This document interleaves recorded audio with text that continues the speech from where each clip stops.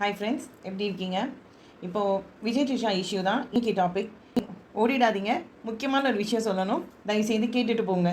இப்போது விஜய் ட்ரிஷாவோடது இஷ்யூ பயங்கரமாக போயிட்டு இருக்கு. என்னன்னு பார்த்தீங்கன்னா, விஜய் கட்சிக்கு வந்திருக்காரு, சங்கீதா இப்போ கம்ப்ளைண்ட் கொடுத்துருக்காங்க. இந்த நேரத்தில் ட்ரிஷாவும் விஜயும் ஒரு லோக்கல்லே ஒரு கல்யாணத்தில் ஒரே காரில் ஒரே கலர் ட்ரெஸ்ஸில் வந்து இறங்கியிருக்காங்க. இதுதான் இப்போ போயிட்டுருக்கிற இஷ்யூ. இது இல்லாமல் இதுக்கு முன்னாடியும் ப்ரைவேட் ஜெட்டில் அவங்க போய் ஒரு வெட்டிங் அட்டென்ட் பண்ணிட்டு வந்தாங்க. இதெல்லாம் தான் இஷ்யூ போயிட்டு இருக்குது.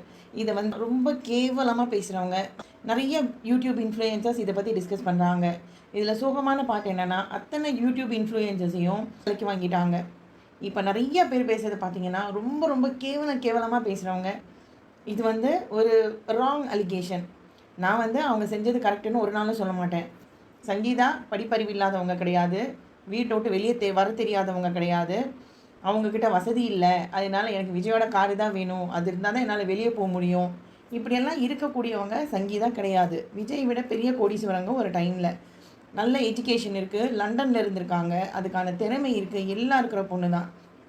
ஆனால் அவங்க இப்படி ஒரு கம்ப்ளைண்ட் கொடுத்துருக்காங்கன்னும் போது பின்னாடி யாருமே யோசிக்க மாட்டேங்கிறாங்க. உண்மைதான், விஜய் ஒய்ஃபை பார்க்கறது கிடையாது, ஒய்ஃபை தள்ளி வச்சுட்டாரு, 2 குழந்தைங்களை பார்க்கறது கிடையாது, அவங்க அம்மா அப்பாவை பார்க்கறது கிடையாது. மெயினாக அவங்க அம்மா அப்பாவோட சஷ்யத்தி பூர்த்தி ஆனப்போ அவங்க தனியாக அனாதை மாதிரி தான் போய் கோயிலில் போய் பண்ணிக்கிட்டாங்களே ஒழிய விஜய் வர கிடையாது. என்றைக்கு ஒரு மனுஷன் ஒரு சொந்தம், அதாவது அவங்க சொந்த ரத்தம், அம்மா அப்பா, ஒய்ஃப் விடுங்க, ஒய்ஃப் கூட வாழ வந்தவங்க, தான் சொந்த ரத்தம், குழந்தைங்க, இவங்க மேலேயே ஒருத்தங்களுக்கு என்றைக்கு ஒரு சென்டிமெண்ட் இல்லையோ அவங்களுக்கு மற்றவங்க மேலே சென்டிமெண்ட்டை காமிக்க தெரியாது. அதோட ப்ரூஃப் தான் இவர் போன மீட்டிங் எல்லாத்துலேயும் அடிப்பட்டவங்க, இறந்து போனவங்க யாரையுமே இவர் வந்து பார்க்க கிடையாது. நான் ஒவ்வொரு இடம்னு நான் குறிப்பிட்டு சொல்ல மாட்டேன், ஏன்னா அவர் போன எல்லா இடத்துலையும் பிரச்சனையாக இருக்குது. இந்த பிரச்சனை விஜயால் தான் ஆகுதுன்னா கிடையாது, இது எதிர்கட்சியிலேருந்து பண்ணுறது. எத்தனையோ பார்க்குறோம், எத்தனையோ கேட்குறோம். இது எதிர்கட்சியில் இருக்கிறவங்க விஜய்க்கு இந்த மாதிரி பேர் வரணுங்கிறதுக்காகவே அவங்க கொடுக்குற பலி தான் இந்த மக்கள். அது விஜயோட டைமில் நடக்குது, இதுக்கு விஜய்க்கும் சம்மந்தம் கிடையாது. ஆனால் விஜயோட மீட்டிங்லேருந்து இத்தனை பேர் அடிபட்டிருக்காங்க, இவ்வளோ உயிரிழப்பு இருக்கணும் போது அதுக்கு ரெஸ்பான்சிபிலிட்டி அவர் தான் எடுக்கணும். ஒன்று அவரை நம்பி வர மக்களை ஒன்றா அவருக்கு காப்பாற்ற தெரியணும், இல்லை இந்த மாதிரி ஒரு சம்பவம் நடந்துச்சுன்னா அதுக்கானது ஒரு அடிப்பட்ட பையனை கூட அவர் போய் பார்க்காம இருக்காரு. உங்களால் நேரில் போக முடியலன்னா பரவாயில்ல, உங்கள் கட்சி ஆளுங்க யாராச்சும் போயா பார்க்கணும்ல, ஏதாவது சப்போர்ட் பண்ணணும்ல.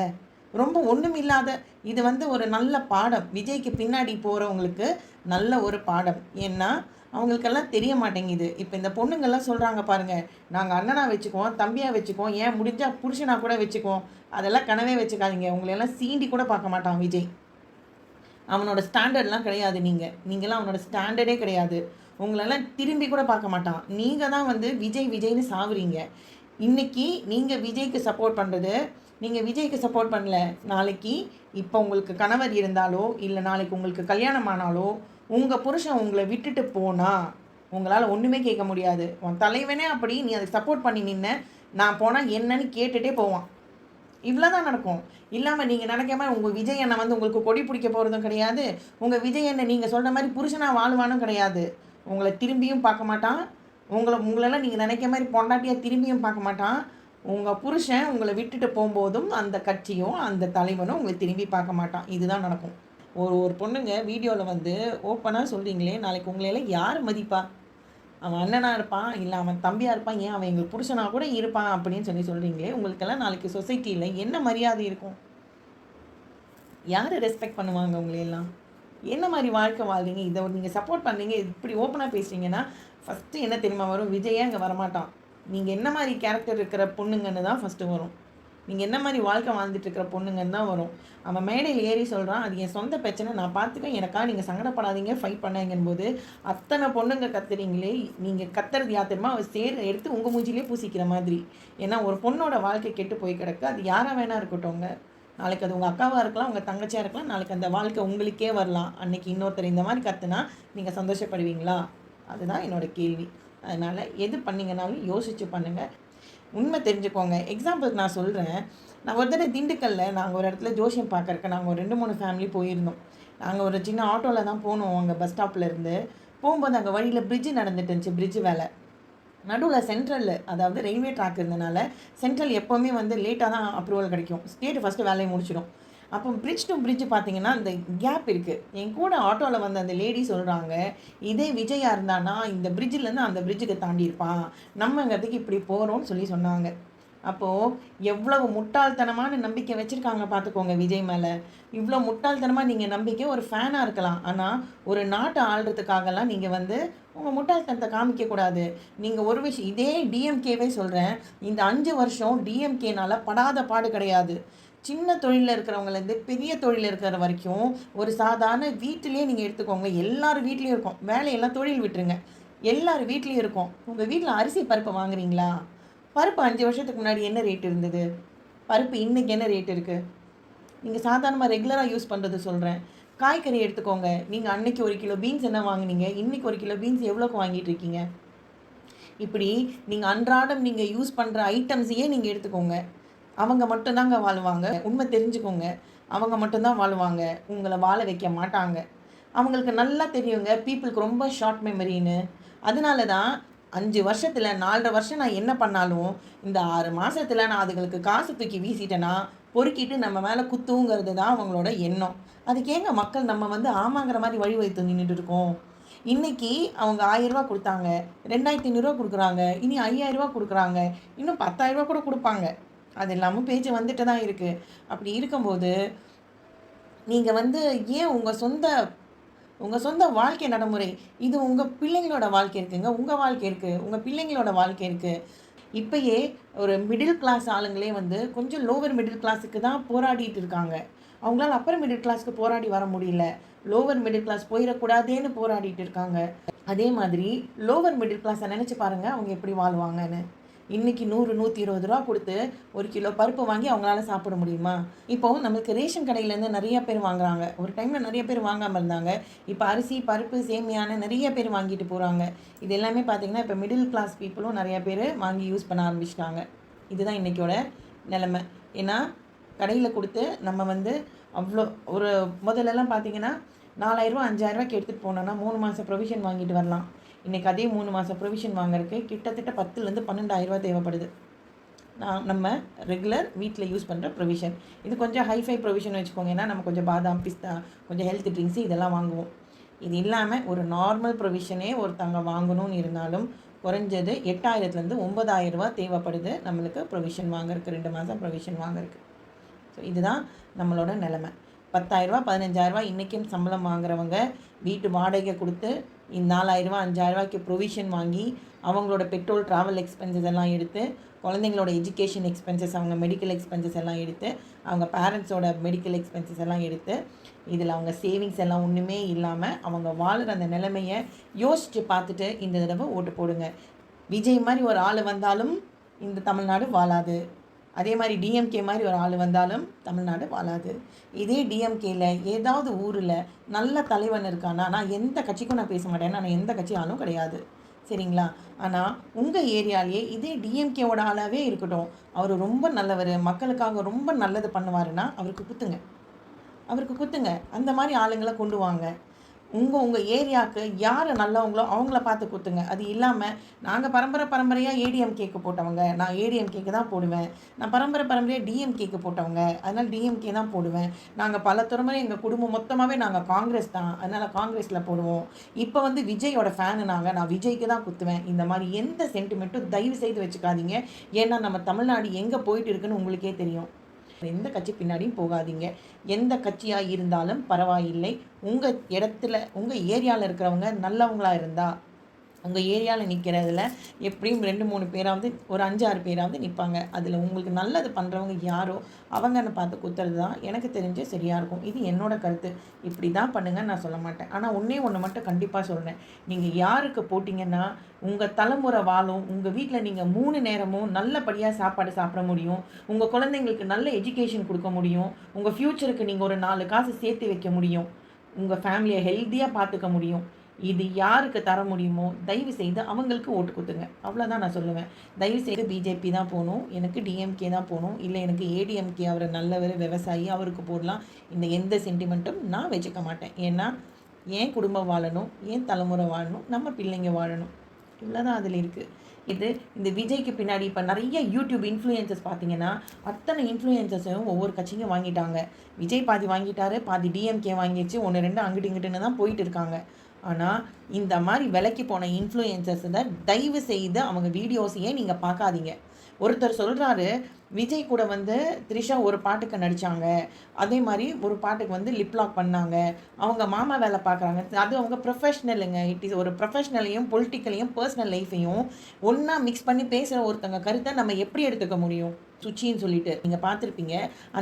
அந்த அந்த லேடி என்னென்னமோ சொல்லுது, செஞ்சு வைக்கிறாங்கங்குது, 3 மாதத்தில் கல்யாணங்குது, அவங்க அம்மா செஞ்சு வச்சுட்டாங்குது, விஜய் தங்கச்சி கொண்டுட்டாங்குது, விஜய் தங்கச்சி கொண்டுட்டான்னு அவங்க அப்பாவே கிரியேட் பண்ணாருங்குது, என்னென்னமோ சொல்லுதுங்க. இவ்வளோ மட்டும் பார்த்தீங்கன்னா போதும். ரசிகனாக இருங்க. விஜய் வந்து நல்ல நடிகன் தான், நல்ல ரசிகனாக இருங்க. எப்போ போல் அம்மா அப்பாவுக்கு சோறு போடலைனாலும் பால் ஊற்றினாலும் நடிகனுக்கு பால் ஊற்றுறீங்களே, அந்த மாதிரி ஊற்றிட்டு போங்க.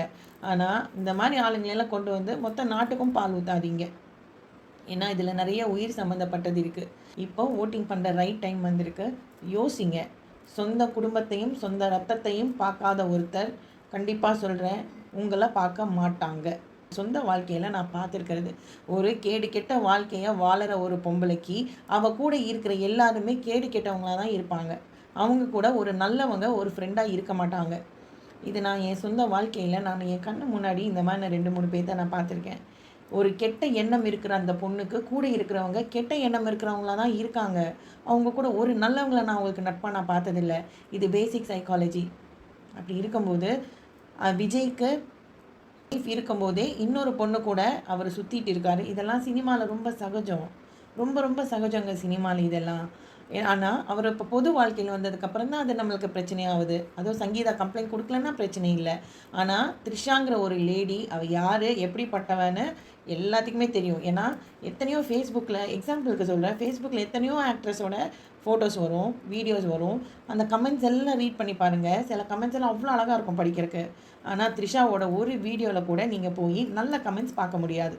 ஸோ அந்த மாதிரி ஃபீமேல் த்ரிஷா அவள் வந்து இந்த மாதிரி ஒரு காமன் ஒரு ஃபங்க்ஷனுக்கு வந்து ஒன்றா போயிருக்கா அப்படின்னா அது ஒன்றுமே இல்லைங்க. ஏன் அவ்வளோ பெருசாக க்ரியேட் பண்ணுறீங்க? அவள் ஒரே விஷயந்தான் பண்ணியிருக்கா, இன்னொரு பொம்பளையை பழி வாங்குறா, அவ்வளோதான். இன்னொரு பொம்பளையோட புருஷன் கூட அவள் சுற்றும் போது அந்த பொண்ணு போய் கம்ப்ளைண்ட் கொடுக்கும்போது நான் அப்படி தாண்டி போவேன்னு அந்த பொம்பளைங்களுக்கே ஒரு ஈகோ இருக்கும் இல்லையா? அதுக்கு தீனி போட்டது தான் அவள். அதுக்கு என்னமோ உதாகாரமாக கொண்டு அந்த சுச்சி அந்த லூஸு மாதிரி அதை சொல்லுது. ராகுல் காந்தி வந்து த்ரிஷாவை தான் கல்யாணம் பண்ணுவேன்னு நிற்கிறாராம். ராகுல் காந்தியோட ஹிஸ்ட்ரி தெரியுமா? அவர் இடையில பாதி வருஷத்தில் பல நாள் காணாமல் போயிடுவார். இது எல்லாமே ஓப்பன் சீக்ரெட், எல்லாத்துக்குமே தெரியும். ராகுல் காந்தி பற்றி நிறைய பேருக்கு தெரியும். ஆனால் ராகுல் காந்தி கட்டுனா த்ரிஷாவை தான் கட்டுவேன்னு நிற்கிறாரு அப்படின்னு இந்த பொண்ணு சொல்லுதே. இந்த மாதிரி வீடியோஸ் எல்லாம் பார்த்து இது எதுக்கு தெரியுமா? நம்மளுக்குள்ளே நம்ம அடித்து சாவறதுக்கான வேலை இதெல்லாம். இதை சப்போர்ட் பண்ணி நிறையா பேர் பொங்குவாங்க, அதுக்கு எதிர்த்து இந்த சைடு நிறையா பேர் பொங்குவாங்க. இனி அடுத்தது ஏமா அடிச்சுக்குமா வெட்டிக்குமான்னு தெரியாது. தேவையில்லாமல் கண்டவங்களுக்காக நம்ம உயிரையும் நம்ம வாழ்க்கையும் நம்ம விட வேண்டாம். எந்த கட்சியாக இருந்தாலும் பரவாயில்ல, நல்ல மனுஷனாக மட்டும் இருந்தால் அவங்களுக்கு ஓட்டு குத்துங்க. இருக்கலையே நல்ல மனுஷங்க யாருன்னு பார்த்து தான் நம்ம ஓட்டு குத்த முடியும். 100% தூய்மையான பாலெல்லாம் இன்றைக்கி கிடைக்காது. பால் மாதிரி இருக்கிற ஆளுங்க தான் இருக்காங்க. அதில் நல்லவங்க யார்? நம்மளுக்கு நல்லது செய்கிறவங்க யார்? நம்மளை வாழ வைக்க போகிறது யார்? என் குழந்தையோட வளர்ச்சிக்கு யார் உதவுவா? என் தலைமுறையோட வளர்ச்சிக்கு எந்த கட்சி வந்தால் நல்லாயிருக்கும்? எந்த கட்சி வந்தால் நான் 4 காசு சேர்த்து வைக்க முடியும்? நான் ஒரு வீடு கட்ட முடியும்? நான் நகை வாங்க முடியும்? நாங்கள் 3 நேரம் மெயினாக நாங்கள் 3 நேரம் நல்ல சாப்பாடு சாப்பிட முடியும். இதெல்லாம் மட்டும்தான் உங்கள் கண்டிஷன். இல்லாமல் தலைமுறையாக செலக்ட் பண்ணுற கட்சியும் கிடையாது. நான் இவங்களுக்கு ரசிகங்கிறதும் கிடையாது.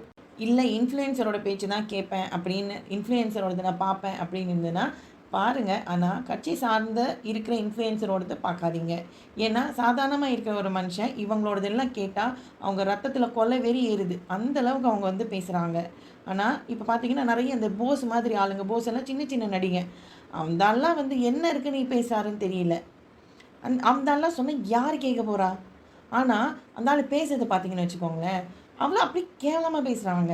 இந்த மாதிரி இருக்கிற இன்ஃப்ளூயன்ஸோடது தயவு செய்து எடுக்காதீங்க. இந்த சுச்சியோடது இதெல்லாம் பார்க்க இவங்களுக்கெல்லாம் நீங்கள் பார்க்க தான் இவங்களெல்லாம் வந்து இன்னும், ஏன்னா அவங்களுக்கு அது ஒரு பக்கம் வருமானம், சரிங்களா? யாரும் மக்களை பார்த்து பேசுறது கிடையாது.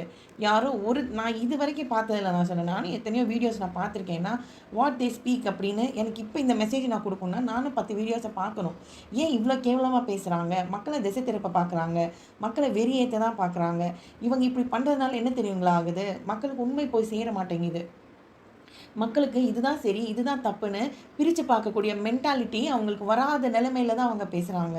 சாதாரணமாக இப்போ உங்கள் வீட்டில் ஒருத்தர் இந்த மாதிரி தப்பு பண்ணாங்கன்னா தப்புன்னு தான் நம்மளுக்கு சொல்ல தோணும் இல்லைங்களா? ஆனால் இவங்க பேசுறதெல்லாம் கேட்டிங்கன்னா அது பெரிய கொலை குத்தம். நீங்கள் கத்தி கிடச்சா அவரை குத்திடுவீங்க. அந்த அளவுக்கு உங்களை வந்து வெறி ஏற்றி விட்றாங்க. அதனால தயவுசெய்து அந்த மாதிரி இன்ஃப்ளூயன்சர்ஸோடு பார்க்காதீங்க. அவங்க இதெல்லாம் பேசும்போது அவங்களுக்கு காசு கிடைக்கிது. ஒன்று வந்து பேசுகிற ஆளுங்களுக்கு கட்சியிலேருந்து நல்ல காசு வருது. ஒன்று. ரெண்டாவது என்னன்னு பார்த்தீங்கன்னா, அதை பண்ணுற யூடியூபருக்கு நல்ல காசு வருது. ஆனால் இவங்க 2 பேரும் யோசிக்காத ஒரு விஷயம் என்ன தெரியுங்களா? மக்களை நம்ம வந்து தப்பான வழியில் கொண்டு போகிறோம், தப்பான திசையில் திருப்புறோங்கிறத அவங்க யோசிக்கிறதே இல்லை. அதுக்கு தகுந்த மாதிரி தான் நம்மளும் இதெல்லாம் பார்த்து அந்த அவங்க கூடயே கோ இந்த ஃப்ளோன்னு நம்ம அந்த ஃப்ளோலேயே போயிட்டு இருக்கோம். எத்தனை பேர் நீங்கள் யோசிக்கிறீங்கன்னு தெரியல. ரொம்ப சங்கடமான விஷயம். நான் அதனால தான் சொல்கிறேன். நானும் யாருன்னு தெரியாது இதெல்லாம் சொல்கிறதுக்கு. ஏன்னா என்னை யாருன்னு உங்களுக்கு யாருக்கும் தெரியாது. ஆனால் ஒரு உங்களை மாதிரி சாதாரணமாக இருக்கிற ஒரு இந்திய பிரஜை தான் நான். இதே தமிழ்நாட்டை சேர்ந்த ஒரு பொண்ணு தான் நான் மிடில் கிளாஸ். நான் வாழ்ந்துட்டு போயிடுவேன். அவ்வளோ மட்டும் நான் பார்க்கல. நான் என்ன யோசிக்கிறேன்னா, லோவர் மிடில் கிளாஸ் அவங்க என்ன பண்ணுவாங்க? இப்படியே போயிட்டு இருந்ததுன்னா நம்ம 3 நேரம் கஷ்டப்பட்டு சாப்பிட்றோம். 3 நேரம் சாப்பாடு இல்லாமல் நிறையா குடும்பம் இருக்குது. இதே நிலமை போச்சுன்னா அந்த 3 வேளை, அந்த 2 வேலையும் ஒரு வேளை ஆகுமோ? இனி அவன் அதை 3 வேளை கிடைக்கிறதுக்கு அவன் என்ன பண்ணுவான்? அடுத்து திருடுவான், கொலை பண்ணுவான்.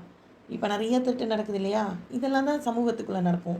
இந்த மாதிரி ஒரு சேஃப்டி இல்லாத ஒரு சமூகத்தை நம்மளே அமைக்கிறோம். இது தடுக்கிறதுக்கு தான் நான் வந்து சொல்கிறேன். ஏன்னா என்ன வந்து யாருக்கும் தெரியும். இப்போ போஸ் மாதிரி ஆளுங்க, ஒரு தாடி வச்ச ஒரு ஆள், யாரோ வராங்க பேசுகிறாங்க. அவங்களெல்லாம் எத்தனை பேருக்கு தெரியும்னு தெரியாது. நிறைய பேர் தெரியாதவங்க வராங்களா, நானும் ஒரு தெரியாதவ தான். ஆனால் நான் சொல்கிறது it is only a request. யார் என்ன பண்ணிங்கனாலும் உங்களுக்கு பிடிக்கும், உங்கள் பரம்பரை போட்டுச்சு, இந்த மாதிரி எந்த சென்டிமெண்ட்டும் இல்லாமல் நம்ம நாடு முன்னுக்கு வரணும், நம்ம குடும்பம் முன்னுக்கு வரணும், நம்ம தெரு முன்னுக்கு வரணும், நம்ம ஏரியா முன்னுக்கு வரணும், நம்ம நாடு முன்னுக்கு வரணும். இப்படி யோசித்து தயவு செய்து முடிவெடுங்க. இது மட்டும்தான் சொல்லணும்னு தான் என்னோடய கருத்து. எத்தனை பேருக்கு இந்த வீடியோ பிடிச்சிருக்குன்னு தெரியல.